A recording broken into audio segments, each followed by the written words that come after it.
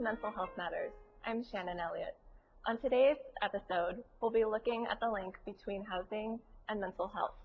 Today, we're joined for a consumer perspective with my guest, Mary Hogden, who is currently the Consumer Family Member Assistant for Alameda County Behavioral Health Care Services. Mary is an advocate and longtime member of the consumer movement, and prior to moving to Alameda County Behavioral Health, she served as the outreach coordinator at Peers with the Social Inclusion Campaign. In a previous life, Mary was also the president and CEO of a nonprofit 2-year residential educational program that served men and women with drug, alcohol, and other mental wellness issues. In that role, she wrote an operational manual that was used to develop similar programs in other parts of the country. She has spent her life fighting for the rights and wanting to bring equality to disenfranchised populations everywhere. Thank you, Mary, for joining me and being here today. Oh, it's my pleasure. My pleasure. To get us started, I was wondering if you could tell us about your background and your story with mental health and housing. Well, yes, I can. I'm an old lady, so I'm not going to tell you my whole story, but I will tell you my story for the last 12 years or so. My mental wellness issues came to the forefront in 2002 when I chose to leave a job that had defined me for more than 12 years. And I went from having a 6-figure salary, owning 2 houses, an SUV, having a savings account, having the good life, you might say, to being homeless and scared. I left North Carolina and decided that maybe a geographical change would be good for me, so I came out here to California for a new start. And I located in Mendocino County. Well, when I was in Mendocino County, I unfortunately got into a very dysfunctional relationship where there was a lot of domestic violence. And on a visit to Berkeley in 2005, I ended up in a Bay Area hospital where I was beaten up beyond recognition, had a broken leg, had nowhere to go. I was homeless. I left the hospital. I went right back to the hospital. I couldn't walk, and asked them for help. And they got me in touch with a facility in San Leandro that was a safe house. Mm-hmm. And I spent several months in the safe house recovering from my bruises and my broken leg and all kinds of wounds that I had from being beaten up so badly. And the funny thing about it is you never know when help is going to come, but it came even when I was in the hospital at Alta Bates in Berkeley, and I was so beaten. And my partner that was with me, the one that had done what he had done to me, was telling him that I had fallen off a cliff. Well, a few hours later, the doctors came back in. They said, "Well, we're thinking you didn't fall off a cliff. Your wounds aren't conducive with what would happen of somebody that fell off a cliff." And so they're mandated. They called the police. The police came. They arrested my partner, and that's kind of how I ended up homeless, mm-hmm. Nowhere to go, nothing. Though I needed to get out of the situation anyway. So, so like I said, you never know when help is knocking at your door. So when I was in the safe house, I became, I was very suicidal, very depressed and sad and very hurt in my, I just was devastated, my mental wellness issues were really surfacing. And so the facility that I was staying at, the safe house, they actually took me to John George Psychiatric Hospital, where I was admitted. I was very suicidal. And so I stayed at John George Psychiatric Hospital for a while, and then from there they moved me to another hospital, which is Villa Fairmont Hospital, and so I stayed there for quite a while. And they placed me on meds and you know, kind of stabilized me. And from there, I went back to the safe house, and the safe house then found a facility for me in Berkeley, California, which is Berkeley Food and Housing. They found it what is called transitional housing, and it was for people with mental health issues. So it was a kind of a 2-year program in which they would help you find some permanent housing and, you know, to help you take some steps to find some housing. However, that didn't work out for me as far as getting housing. I mean, you know, there's a lot of people, a lot of people that need housing. And so you know, it's just limited to who gets chosen to get those housing certificates. In fact, they do it but what is called a lottery. Mm-hmm. And so when you put your name in a housing lottery, they literally choose your name out of a hat to see if you get chosen or not. If you don't get chosen in the lottery, then you still just don't have any housing. If you do get chosen and your number gets chosen, you get put on a list, a housing list.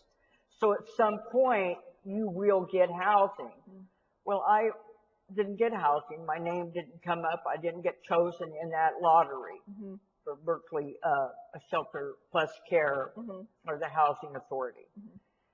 And so the mental health facility in which I had been receiving services at was Berkeley Mental Health, and it's located in Berkeley, of course. But they helped me get into some housing of theirs, a Shelter Plus Care housing unit, in which they managed, and they worked in partnership with a nonprofit developer. And so they provided therapy for the people that lived within the house, and then the landlord provided the management part of the housing. And so basically what it was was an adult group home in which I lived. And so that it was a shared environment where you share a bathroom, you share the kitchen area. I did have my own room at this point, which was pretty fortunate. I was grateful to even be in out of the cold. I do know what it is to be cold and homeless on the outs too. So I was grateful for that. I spent the next 2 years living in an SRO, which was the Martin Luther King House, or in this type of adult group home. An SRO, is, for people that don't know, is single room occupancy. And it was subsidized housing, and it was part of the Shelter Plus Care program, though those certificates, Shelter Plus Care certificates, were only, were connected to Martin Luther King House. Like I couldn't just move anywhere I wanted to. I had to stay at that particular home. But my housing was secure at that point. And when I moved into the Martin Luther King House, it was on condition that, after a couple of years and my name being put on an additional list, that I may have the possibility of getting some permanent housing, some independent housing. So I stayed there for 2 years as well. And as of, it's been 1 year and a month since I have gotten into my own independent housing now. So I have my own one-room apartment that I'm happy to be living at. I'm still part of the Shelter Plus Care program, and the Shelter Plus Care program, again, is connected with HUD Housing and the Berkeley Housing Authority. And so you pay, a third of your income is you pay for rent, and the government pays the rest. So I wouldn't be, I'd be homeless still if I didn't have that opportunity. Yeah. So I feel really blessed that I was one of the lucky people that, did get housed. So, I ended up, like I shared in my story, this happened in 2002. This is now 2011.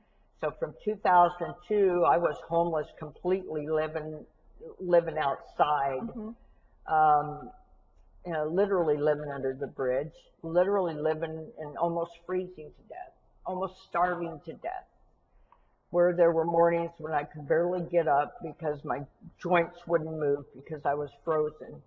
I was, my wellness issues were so great that, I didn't really care or really even know what was going on with me emotionally. I was emotional crisis all the way. So from your experiences, why do you think housing is so important for a successful life? Oh, Shannon, I tell you, basic need of every human being is, water, food, shelter. I mean, that's a basic need. It's not even a right or a privilege. It's a right. But in our society, we haven't got to that place yet where society as a whole says, okay, this is not a privilege, but it's a right of every person to have some type of shelter or housing. I mean, there's absolutely nothing good that can come out of a person being homeless. You can't get a job. Oh, where do you live? Oh, I'm homeless. You can't, you don't feel secure. You're not safe. And without housing, all the elements of what you need for a successful, meaningful life, you won't ever find because your basic needs aren't met. Your survival of having housing, that's like got to be met. So on that note, how does that relate to mental health? I can see if you don't have housing and you're already struggling with a mental health issue, you just continue to descend. Oh, so yeah, and you're already in a self-destructive lifestyle to begin with.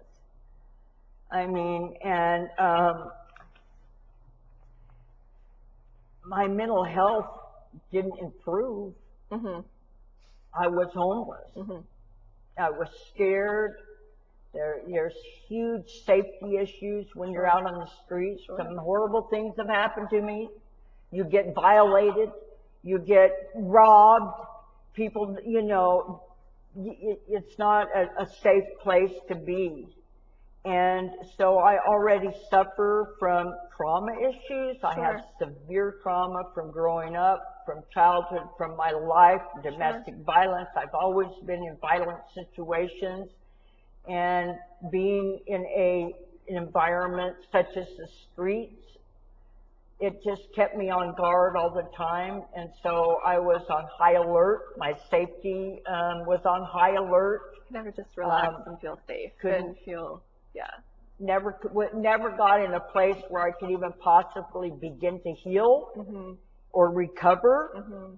And so my mental wellness issues they just were always, on the surface. Raw.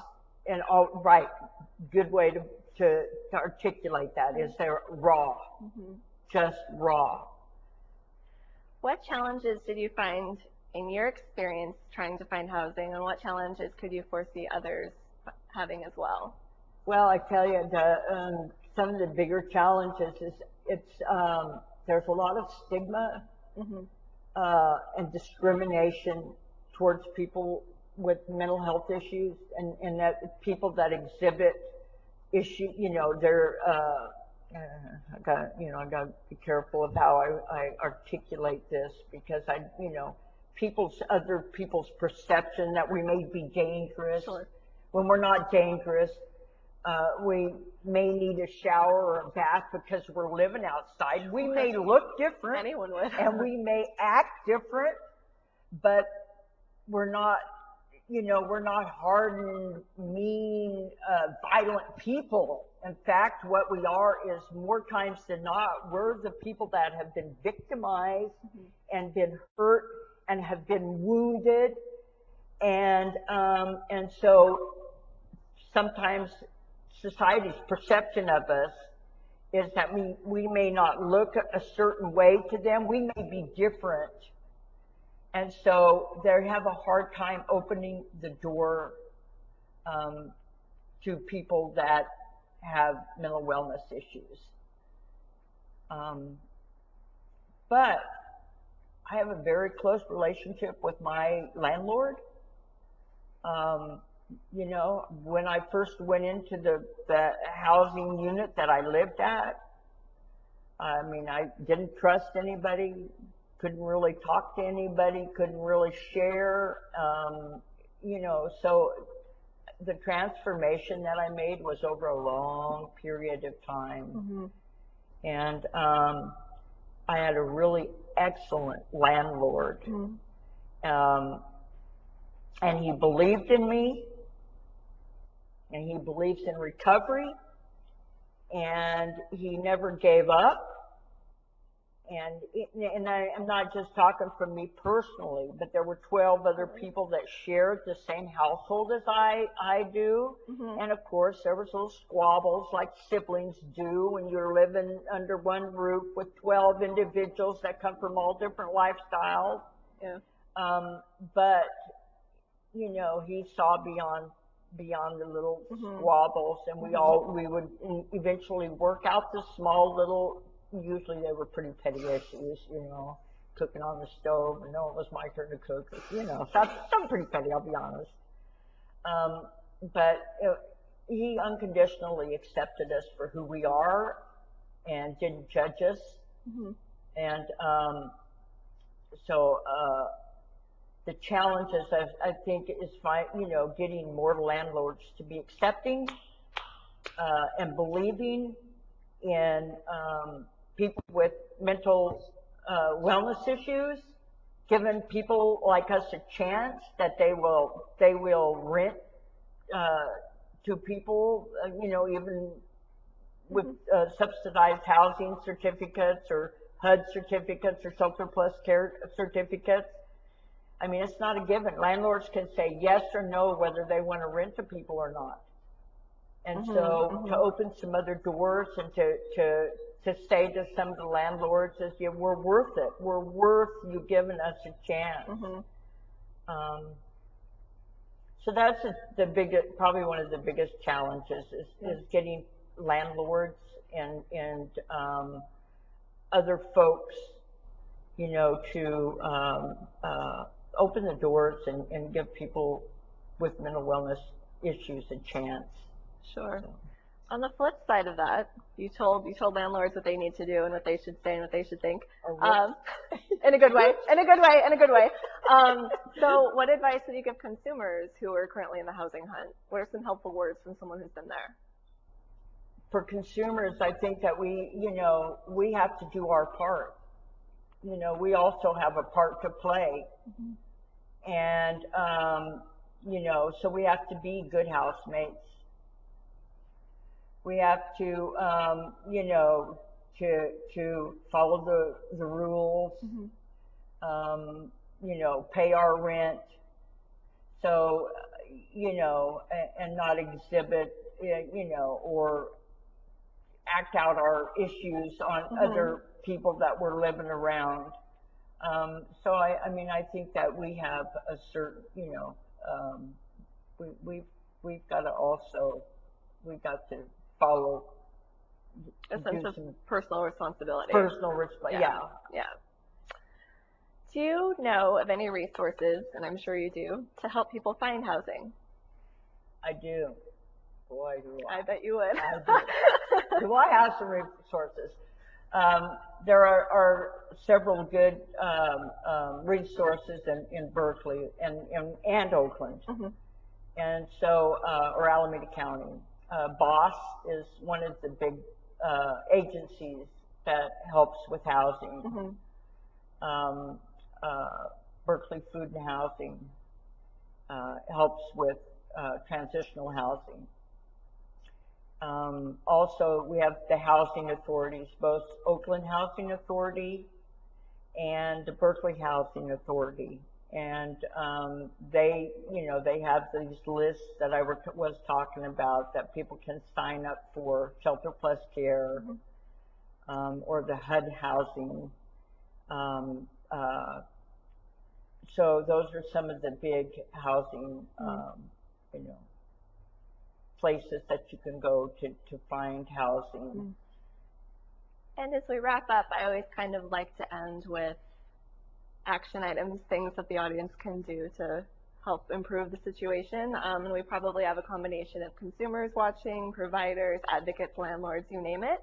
So from your perspective and your expertise on the issue, I'm curious what you think some various steps can be for viewers to take to help people with mental health challenges gain access to that fair and affordable housing. One way, which is a really cool way, is Peers Envisioning Engaged in Recovery Services, which is the organization that I worked for and that I was the outreach manager, coordinator for, has a social inclusion campaign. And this social inclusion campaign right now, what they're doing is they're targeting housing and to stamp out stigma and discrimination, and going into, whether it's to developers or to landlords or to lots of different sources, and try to share the consumer perspective. And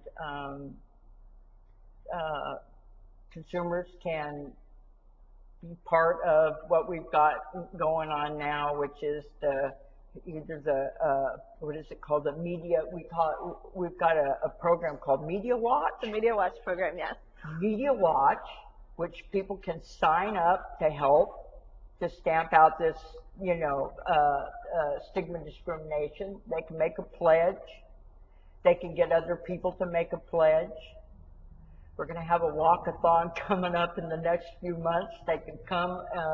The Peers is going to have a walkathon. Yeah, talk about that a little bit. To help stamp out stigma and discrimination. They can come out.